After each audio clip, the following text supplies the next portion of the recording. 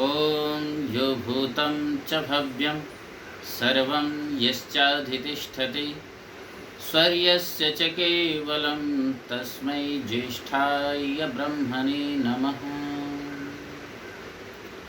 आदरणीय धर्म प्रेमी सज्जनों, बहुत बढ़िया सत्संग का वातावरण बना हुआ है। ऑनलाइन सत्संग में आज हम कुछ व्यवहारिक बातों की तरफ अपने ध्यान को आकर्षित करेंगे। एक बार राजा भोज अपने महल में भ्रमण कर रहे होते हैं और उनकी धर्मपत्नी अपने कुछ साथियों के साथ महल में बात कर रही होती है। राजा भोज बिना गेट खटखटाए वो धड़ाक से अंदर घुस जाते हैं। जब वो अंदर घुसते हैं तो वो दो सखियां जो आपस में बात कर रही होती हैं वो थोड़ी डिस्टर्ब होती है। तो राजा भोज की पत्नी ने राजा भोज को यह संबोधित कर करके बुलाया, आओ मेरे मूर्ख राज, आओ। राजा तो उस टाइम कुछ नहीं बोले, वो वहाँ से चले गए। पर वह इस विषय में हमेशा चिंतित रहे कि वो मुझे मूर्ख राज कह करके क्यों संबोधित की, क्योंकि मेरी पत्नी तो बहुत पढ़ी लिखी विदुषी है। अगर इन्होंने मुझे मूर्ख राज कहा है तो जरूर इसमें कोई ना कोई तो गलती होगी। मैंने ऐसा करा किया जिसके कारण मैं मूर्ख हुआ। अब वह चिंतित और मौन होकर के इस विषय पर बार बार विचार करते रहे, पर उनको कोई उत्तर नहीं मिला। पर जब वह अपने राज्य सभा में बैठे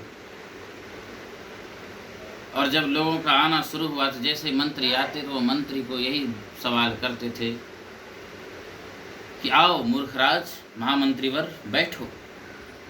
जब मंत्री ने ऐसा संबोधन सुना उनको अच्छा तो नहीं लगा, पर राजा बोल रहे थे इसलिए वो चुपचाप बैठ गए। दूसरे आए, उनको भी यही संबोधन किया, आओ मेरे मूर्खराज महापंडित बैठो। अब धीरे धीरे जब सबको यही संबोधन करने लगे तो सब पंडितों ने सोचा कि आज जरूर कोई गंभीर चर्चा है इस पर, जो सबको इस तरह से संबोधित कर रहे हैं महाराज भोज। और ऐसे ही सबको संबोधित करते हुए जब कालिदास आए, क्योंकि कालिदास उनके राज्य के राज्य कवि थे, तो जब वो आए तो उनको भी बोले कि आओ मेरे महामूर्ख कवि, आओ। तो कालिदास एक श्लोक के माध्यम से यह उत्तर देते हुए कहते हैं कि खादन न गच्छामि हसे न जल्पे गतम न सोचामि कृतम न मन्ये द्वाभ्यां तृतीयो न भवामि राजन किम कारणम भोज भवामि मूर्खः। कि महाराज आपने मुझे मूर्ख क्यों कहा, क्योंकि मूर्ख तो न तो मैं खाता हुआ चलता हूँ, न मैं चलते हुए खाता हूँ, और न ही मैं बोलते हुए हंसता हूँ, और न ही मैं किए हुए कर्म को सोचता हूँ। अगर मेरे से कोई हो गया तो मैं उसके ऊपर चिंतन करके नहीं रहता। कृतम न सोचामि, और कृतम न मन्ये, मैं कोई चीज कर करके मैं उस पर ये घमंड नहीं करता कि मैंने किया है। और द्वाभ्याम तृतीयो न भवामि राजन, जब दो होते हैं उसके अंदर में तीन नहीं होता। जहाँ दो लोग बात कर रहे हैं उसके मैं तीन आकर के ऐसे ही प्रवेश नहीं करता। तो महाराज आप मुझे बताएं कि मैं मूर्ख क्यों। तो राजा को अपने प्रश्नों का उत्तर मिल गया कि राजा सोच रहे थे कि मुझे मूर्ख क्यों कहा गया। जब राजा को कालिदास के प्रश्नों का उत्तर मिल गया तो कालिदास को बहुत सम्मान किया और अपने बगल में बैठाया। हालांकि ये एक हास्य और परिहास के लिए कहानी है, पर इस कहानी के साथ साथ इसमें एक व्यवहारिक ज्ञान हमें सीखने को मिलता है। क्यों?